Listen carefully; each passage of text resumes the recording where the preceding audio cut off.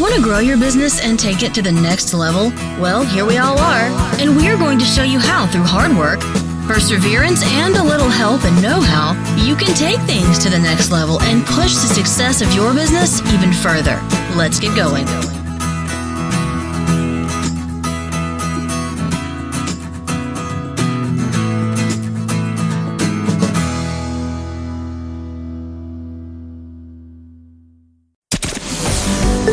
Welcome, everybody, to this week's episode. We really appreciate you joining us. This podcast really shows us how we can all learn, live, and thrive off of each other. By sharing our knowledge through our conversations, we will impart some knowledge whilst learning ourselves how to progress even further. Here is your host.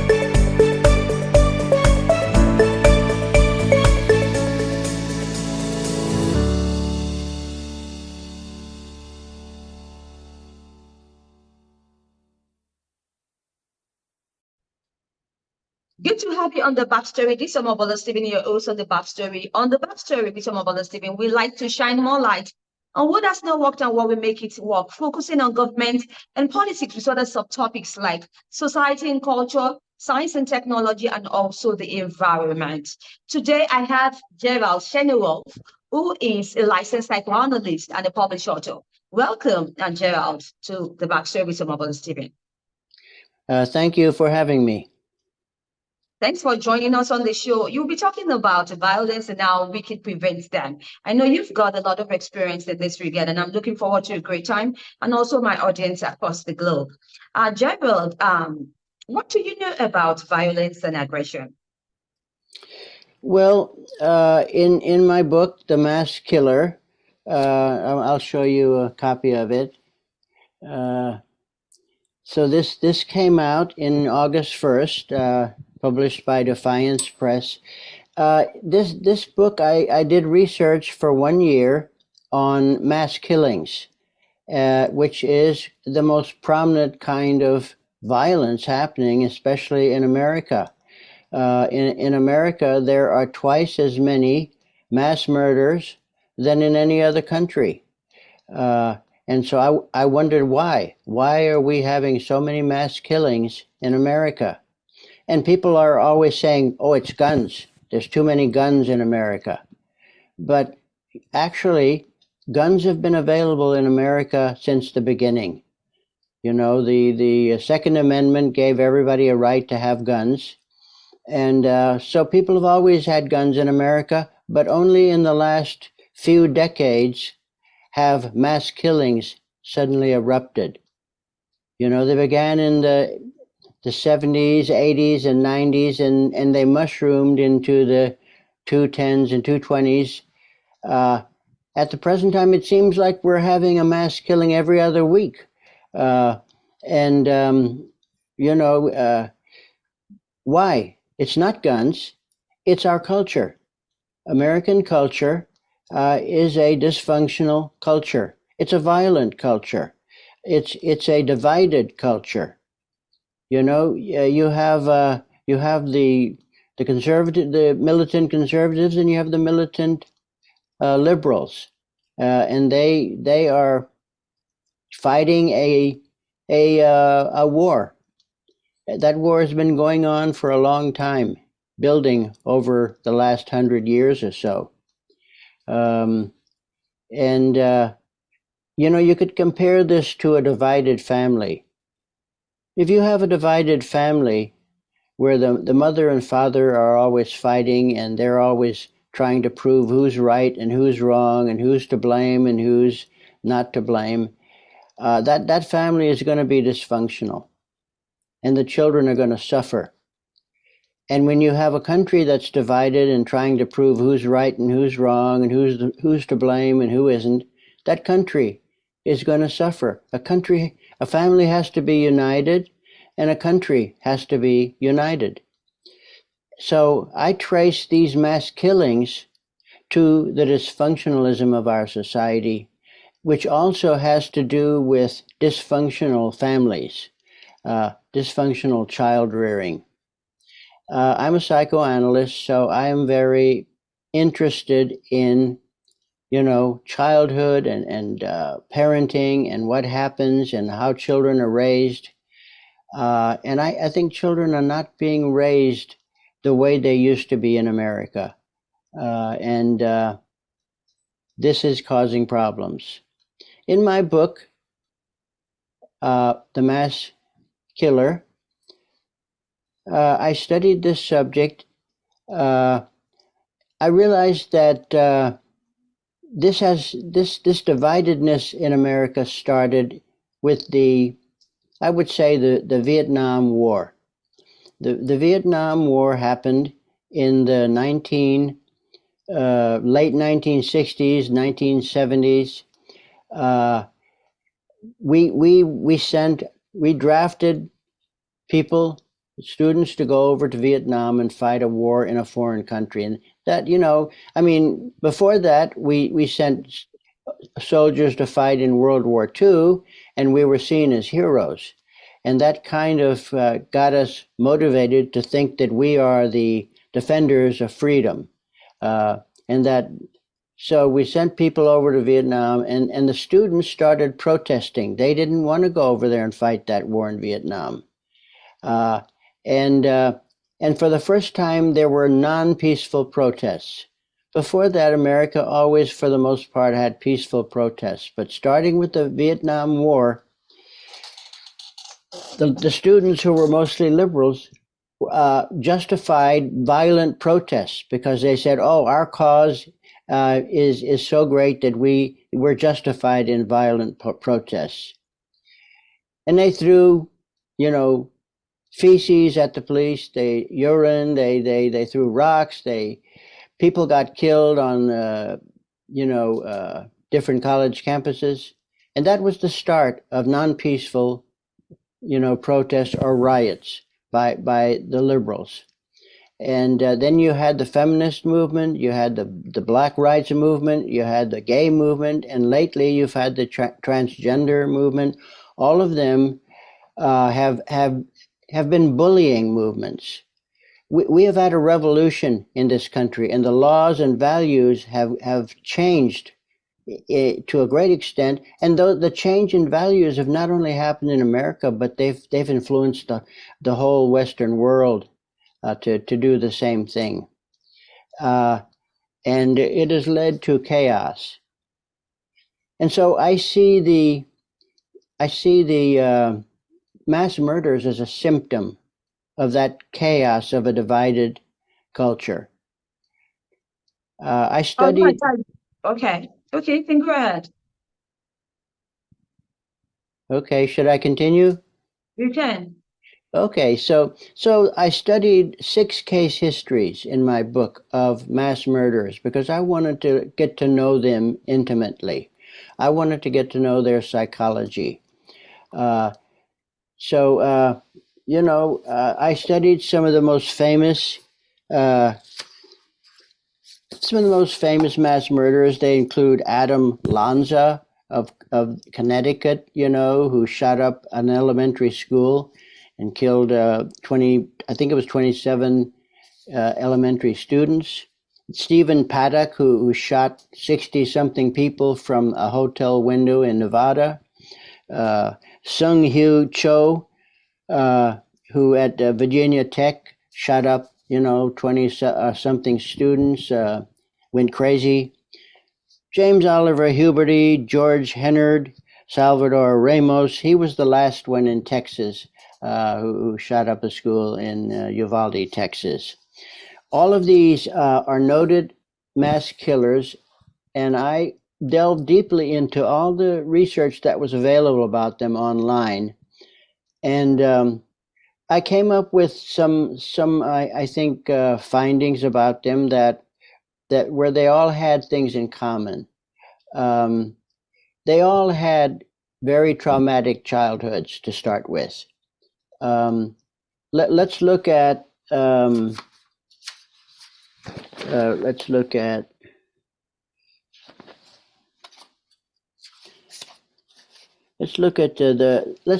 Korean boy who killed 27 people at Virginia Tech.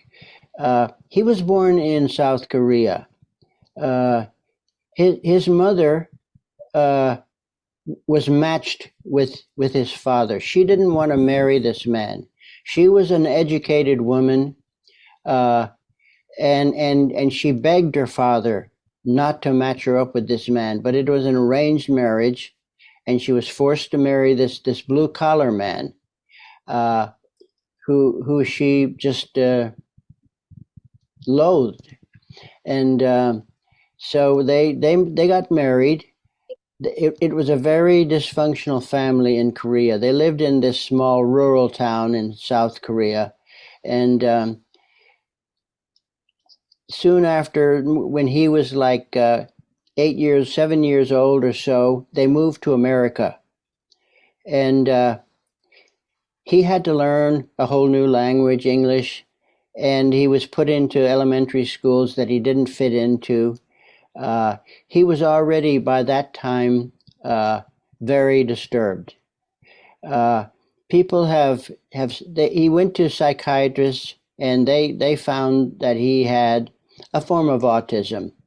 Now, there are many theories about autism over the years, and there's no theory that's been totally accepted.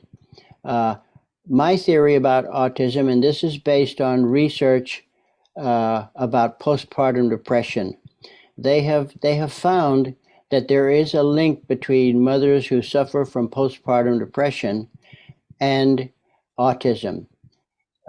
Well, they found a link between postpartum depression and developmental arrests. Children who have mothers who had postpartum depression do not fare well. Mothers who have this kind of depression do not pick up their babies. They lie in bed and they're angry and they sleep all day. If they do pick up their baby, it's in an angry way because they resent the baby. They resent that they had to be a mother. They feel that their father, that their husband, they usually hate their husband. There's a lot of anger and stuff like that going on. And so that was this Korean boy was born in this kind of situation. So he was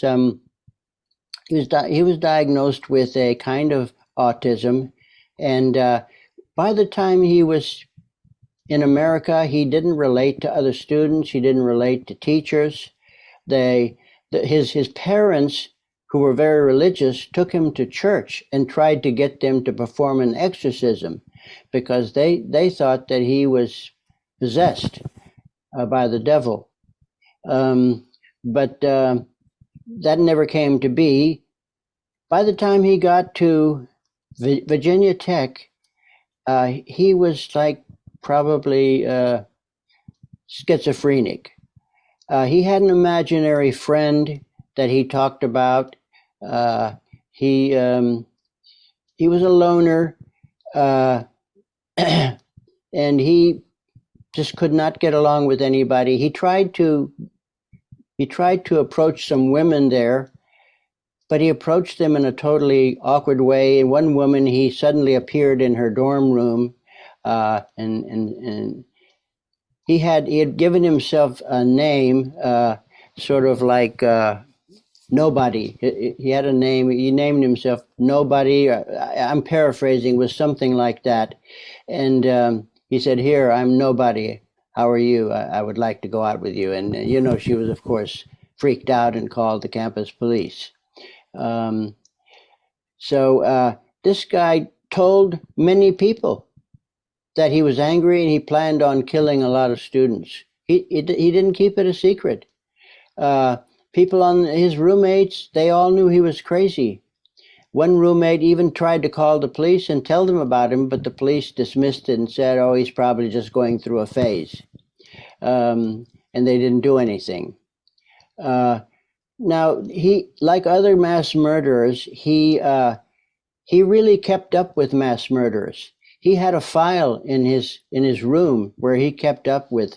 He had all the mass murderers, how many people they killed, what happened to them, what kind of publicity they got afterwards. He thought they were all heroes, and so he and the other mass murderers were all copycats. they saw mass murder as a final way to express their rage. Oh, really? Now, Gerald, so in all of this analysis, how do you think the social situation influences aggression? What's that? In all of the analysis you've put down here, how do you think that the social situation influences aggression? I'm having a little trouble understanding your accent. The question is, how do you have penned down a profound analysis to the audience? The question I'm asking is, how do you think the social situation influences aggression? How do I think the social situation in America causes aggression? Yeah. Well, because you see, the social situation in America is full of aggression right now. It might not be, people may not be shooting each other, although that happens a lot. You know, you hear about people, there's a knock on somebody's door, they open it, it's somebody they didn't expect, so they shoot the person. There's this kind of stuff going on. But what I'm saying is that this divisive behavior in America causes people to be at each other's faces. I mean, it's violent language, it's hateful language. It's, you know, you have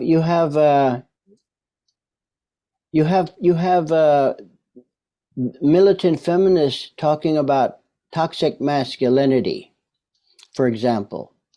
For years, you know, there's been this kind of talk about toxic femininity and how men do this and men do that. For thousands of years, men have done this.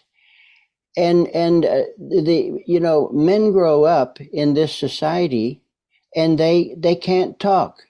These mass murderers are all people who internalize their anger. This is one of the things mass murderers all have in common. They are unable to express their pent-up feelings. It's just repressed until it explodes. And the violence in culture, the hatred, the hatred towards men that is expressed by feminists, calling males toxic, calling them sexist, calling them this and that. This is wearing on males who grow up in America. It's wearing on them. They can't express anything about it because if they do, they're called sexist. So they have to keep their mouths shut, and they are. So this has been going on for many years, and I think that it has had a very it causes them to become violent because that's the only way they can express themselves. Now, Gerald, in all of this, what are some of the policies, the agenda setting the government of the day needs to be addressing at this time? Well, I think that unfortunately, it's a very complicated situation. I mean, you know, the liberals say, well, we gotta control guns, you know, but that's simple. That's not going to do it. We need to take a good look at what's happening in our society. This divisiveness, we have to find a way to bring America together, to unify America. It might require some kind of leader. I've recently been watching Vivek Ramaswamy, I think is his name. He's running as a Republican. He seems to be a leader that could unite the country. But it's going to take somebody like that to unify the country. I think we need to really take a good look at child rearing, at how we're raising our children. I think these days Americans are not conscientious about raising children. I mean, I think a lot of times politics affects the way parents are raising their children. You know, uh, there, some people are raising their children to hate white people. Just to say, okay, well, white people have killed Indians, white people have done this, white people have been, they try to make white people out to be the international culprit. Uh, you know, and I think that's a very destructive trend, because if you want to have a unified society, nobody in the culture can be scapegoated, nobody. Uh, so all of those things are causing violence. Thanks so much, Gerald, for sharing your thoughts on the show. Now, do you think there's any final solution to the mass killings and also genocide in this day and age that we find ourselves? Well, as I just said, I think that there's no simple solution. It's a complex solution, and it has to do with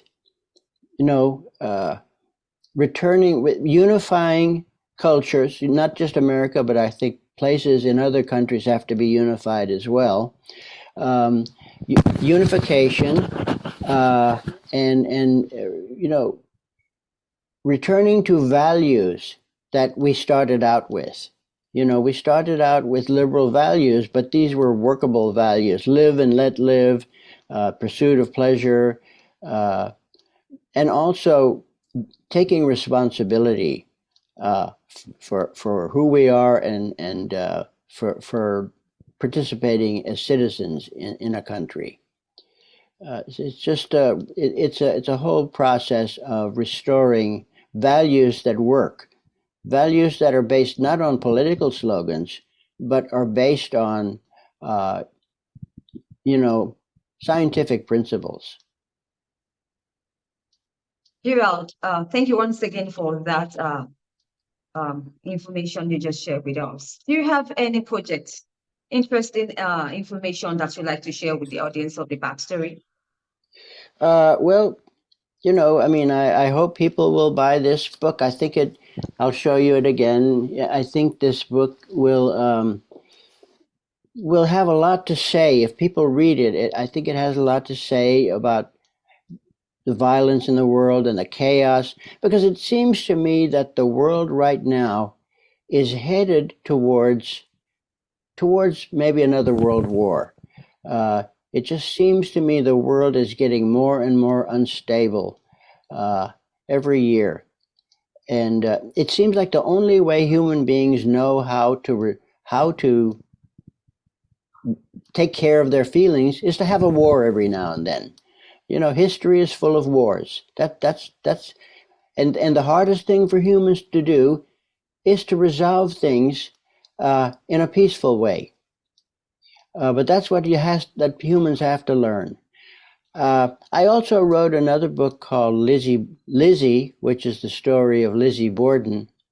This is also about violence. It's about a woman who axed her two parents to death. It was a very shocking thing that happened in New England. This is another book where I wrote, it's kind of a biographical novel where I show how Lizzie was molested by her father when she was 5 years old. And that really led to all that happened afterwards, to her axe murders. And I think that's a very interesting book. I did a lot of research for that. That has a lot to say about violence as well. Absolutely. Like to share your social media handles on your website. What's that?